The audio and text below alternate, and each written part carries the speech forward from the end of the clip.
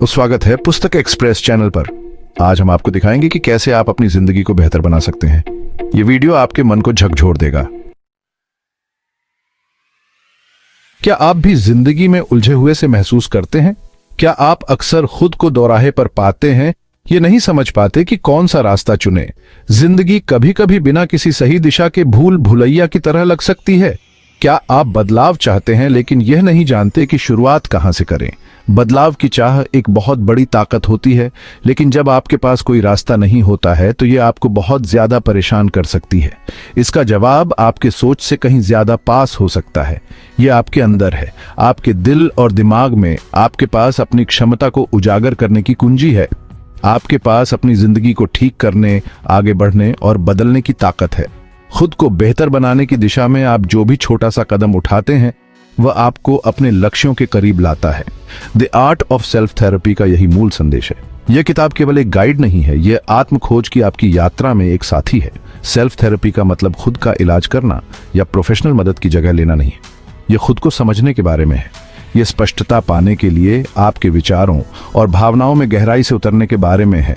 यह खुद को जीवन की चुनौतियों से पार पाने के लिए तैयार करने के बारे में है, जैसे पहाड़ पर चढ़ना या एक जटिल पहेली को सुलझाना। सेल्फ थेरेपी आपको आत्मविश्वास के साथ बाधाओं से निपटने में मदद करती है। यह पुस्तक आपके अंदर के थेरेपिस्ट को खोलने में आपका मार्गदर्शन करेगी। यह आपको तनाव, चिंता और अन्य भावनात्मक बाधाओं को दूर करने के तरीके सिखाएगी। एक ऐसी जिंदगी की कल्पना करें जहां आप अपनी एंजाइटी को मैनेज कर सकें, खुद को गहरी सांसें लेते हुए देखें, तनाव को दूर होते हुए महसूस करें और वर्तमान क्षण में शांति पाएं। खुद को नकारात्मक विचारों पर विजय प्राप्त करते हुए और सेल्फ कंपैशन पैदा करते हुए देखें। खुद के एक ऐसे रूप की कल्पना करें जो दयालु, धैर्यवान हो और खुद को समझता हो। यह सब सेल्फ थेरेपी की शक्ति के माध्यम से संभव है। इन आदतों को अपनी दिनचर्या में शामिल करके आप संतुलन और सद्भाव से भरा जीवन बना सकते हैं। एक और सशक्त आपकी ओर पहला कदम उठाएं। नई संभावनाओं के द्वार खोलें और दृढ़ संकल्प के साथ आगे की यात्रा को अपनाएं। आइए इस परिवर्तनकारी यात्रा को एक साथ शुरू करें। आप अकेले नहीं हैं, हम सब इसमें साथ हैं, एक दूसरे का समर्थन और उत्थान करते हुए, जैसे जैसे हम अपने अंदर की अनछुई शक्ति की खोज करते हैं।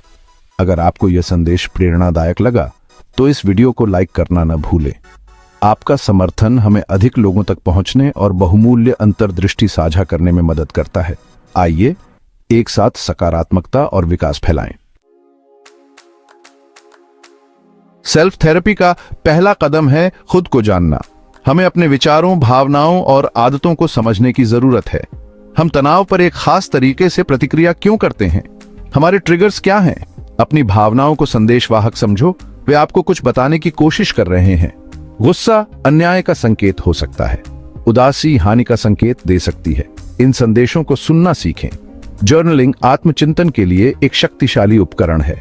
हर दिन कुछ समय अपने विचारों और भावनाओं को लिखने के लिए निकालें। खुद को रोकें नहीं, ईमानदार रहें। आत्मखोज की इस प्रक्रिया के माध्यम से आप पैटर्न देखना शुरू कर देंगे। आप अपने जीवन में दोहराए जाने वाले विषयों की पहचान करेंगे।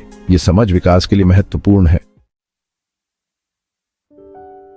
भावनाएं बहुत जटिल होती हैं, वे हमें बहुत ज्यादा परेशान कर सकती हैं। कई बार ऐसा लगता है कि वे हमारे पूरे अस्तित्व पर हावी हो जाती हैं, जिससे स्पष्ट रूप से सोचना या तर्कसंगत रूप से कार्य करना मुश्किल हो जाता है। हमें ऐसा लग सकता है कि हम भावनाओं के समुद्र में डूब रहे हैं, ठोस जमीन नहीं मिल रही है। लेकिन वे हमारे दुश्मन नहीं हैं।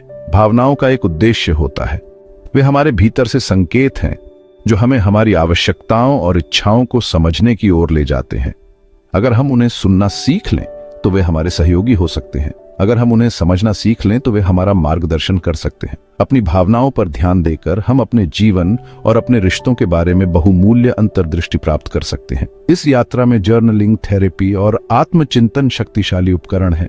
आइए उदाहरण के लिए क्रोध को लें। क्रोध को अक्सर एक नकारात्मक भावना के रूप में देखा जाता है, लेकिन यह परिवर्तन के लिए एक शक्तिशाली प्रेरक हो सकता है। क्रोध अक्सर आहत या गलत महसूस करने से उपजा है। यह हमारे जीवन के उन क्षेत्रों को उजागर कर सकता है जहां हम अनादर या कम आंका हुआ महसूस करते हैं। क्रोध को दबाने के बजाय इसकी जड़ का पता लगाएं। अपने आप से पूछें कि आप ऐसा क्यों महसूस करते हैं। इस भावना को किस बात ने ट्रिगर किया? आपके क्रोध के स्रोत को समझने से आपको अंतर्निहित मुद्दों को संबोधित करने में मदद मिल सकती है। यह आपको स्थिति के बारे में क्या बता रहा है। क्रोध एक संकेत हो सकता है कि कुछ बदलने की जरूरत है, चाहे वह सीमा निर्धारित करना हो या संघर्ष को संबोधित करना हो। उदासी एक और शक्तिशाली भावना है।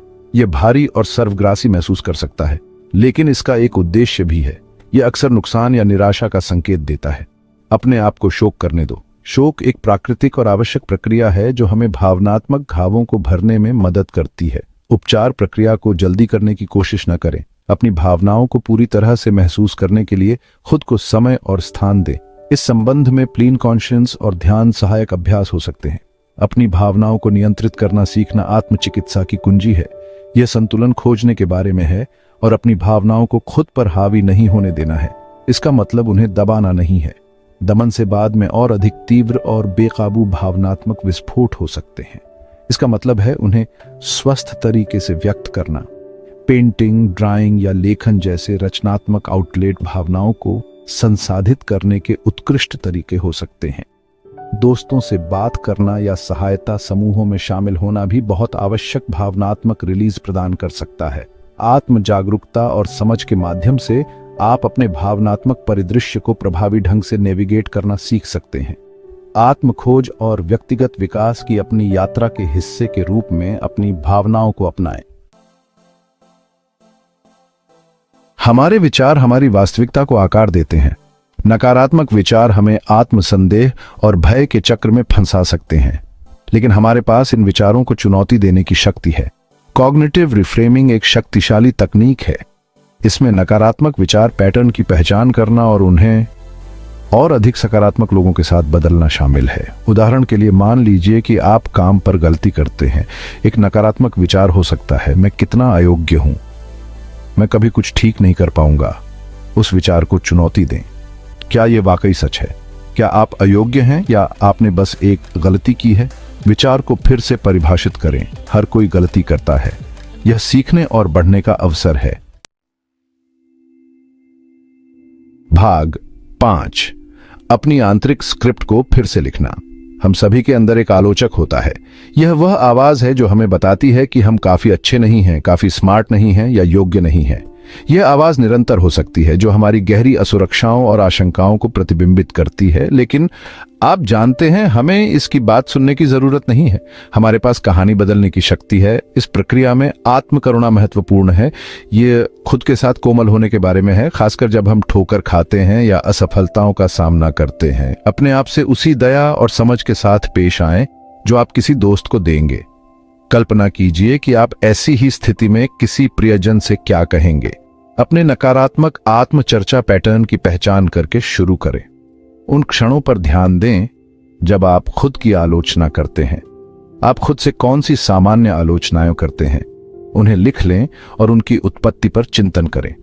एक बार जब आप इन पैटर्नों से अवगत हो जाते हैं तो आप उन्हें चुनौती देना शुरू कर सकते हैं। अपने आप से पूछें, क्या यह विचार वास्तव में सच है? क्या इसका समर्थन करने के लिए कोई सबूत है? सकारात्मक पुष्टि के साथ नकारात्मक आत्मचर्चा को बदलें। सशक्त बयानों की एक सूची बनाएं जो आपके साथ प्रतिध्वनित हों। यह कहने के बजाय मैं काफी अच्छा नहीं हूं, यह कहने की कोशिश करें, मैं प्यार और सम्मान के लायक हूं। समय के साथ यह सकारात्मक पुष्टि आपके आंतरिक संवाद को फिर से आकार दे सकती है। याद रखें, अपनी आंतरिक स्क्रिप्ट को फिर से लिखना एक यात्रा है।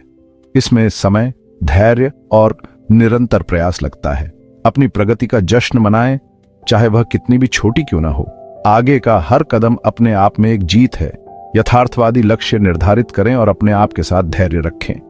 बदलाव रातों रात नहीं होता है, लेकिन दृढ़ता से यह संभव है। आत्मखोज और विकास की यात्रा को अपनाएं। आपके पास अपने आंतरिक संवाद और अंततः अपने जीवन को बदलने की शक्ति है। भाग 6। क्षमा की उपचार शक्ति। क्षमा करना किसी और के कार्यों को माफ करना नहीं है। यह क्रोध और आक्रोश के बोझ से खुद को मुक्त करने के बारे में है। रंजिश रखना हमें अतीत में फंसाए रखता है। यह हमें आगे बढ़ने और आनंद का अनुभव करने से रोकता है। क्षमा एक प्रक्रिया है। इसमें समय और मेहनत लगती है। उस दर्द को स्वीकार करके शुरू करें जो हुआ था। अपने आप को क्रोध और चोट महसूस करने दें। फिर अपना ध्यान समझने पर केंद्रित करें। स्थिति को दूसरे व्यक्ति के दृष्टिकोण से देखने का प्रयास करें। अंत में क्षमा करना चुनें। इसका मतलब भूलना नहीं है, इसका मतलब उन नकारात्मक भावनाओं को छोड़ना है जो आपको पीछे खींच रही हैं। भाग 7, आत्मकरुणा का विकास करना। आत्मकरुणा कल्याण के लिए आवश्यक है। इसमें दया, समझ और स्वीकृति के साथ खुद के साथ व्यवहार करना शामिल है। हम में से बहुत से लोग खुद की आलोचना करने में तो जल्दी करते हैं, लेकिन आत्मकरुणा देने में धीमे होते हैं। हम अपनी गलतियों और कमियों के लिए खुद को कठोरता से आंकते हैं। आत्म देखभाल का अभ्यास करें। उन गतिविधियों में शामिल हों जो आपको खुशी दें और आपकी आत्मा को पोषित करें। यह किताब पढ़ने से लेकर प्रकृति में सैर करने तक कुछ भी हो सकता है। याद रखें कि आप जैसे हैं वैसे ही प्यार और करुणा के पात्र हैं। भाग 8, लचीलापन का निर्माण, मजबूत वापसी। जीवन चुनौतियों से भरा है। लचीलापन प्रतिकूल परिस्थितियों से उबरने की हमारी क्षमता है। यह मुश्किल समय में नेविगेट करने के लिए मुकाबला तंत्र विकसित करने के बारे में है। लचीलापन का निर्माण अभ्यास लेता है।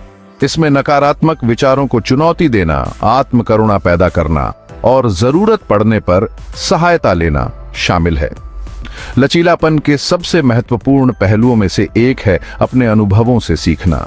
जब हम असफलताओं का सामना करते हैं तो हम उन्हें विकास के अवसरों के रूप में देखना चुन सकते हैं। याद रखें कि असफलताएं नहीं हैं, वे सीखने और मजबूत बनने के अवसर हैं। भाग 9, आत्मखोज की आपकी यात्रा। सेल्फ थेरेपी एक सतत यात्रा है, मंजिल नहीं। यह निरंतर सीखने और विकास की प्रक्रिया है। रास्ते में उतार चढ़ाव आएंगे। खुद के साथ धैर्य रखें। बदलाव में समय और मेहनत लगती है।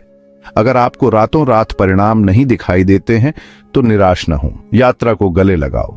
अपनी प्रगति का जश्न मनाएं, चाहे वह कितनी भी छोटी क्यों न लगे। याद रखें कि आप अद्भुत चीजें करने में सक्षम हैं। खुद पर और अपने मनचाहे जीवन को बनाने की अपनी क्षमता पर विश्वास रखें। भाग 10, परिवर्तन को अपनाएं। आपने आत्म चिकित्सा की प्रमुख अवधारणाओं का पता लगाया है। आपने आत्म जागरूकता, भावनात्मक विनियमन और नकारात्मक विचारों को चुनौती देने के महत्व के बारे में सीखा है। अब समय आ गया है कि इन साधनों को अमल में लाया जाए। याद रखें कि आपके पास अपने जीवन को बदलने की शक्ति है। आप अपने अतीत या अपनी वर्तमान परिस्थितियों से परिभाषित नहीं हैं। आत्म खोज की यात्रा को अपनाएं। यह कई बार चुनौतीपूर्ण होगा, लेकिन यह अविश्वसनीय रूप से फायदेमंद भी होगा। आज ही शुरू करें। एक खुशहाल, स्वस्थ और अधिक पूर्ण जीवन की ओर वह पहला कदम उठाएं। आप इसके लायक हैं। अगली समरी कौन सी सुनना चाहते हैं, कमेंट में बताएं। पुस्तक एक्सप्रेस चैनल को सब्सक्राइब करें और हमारे साथ इस यात्रा में शामिल हों।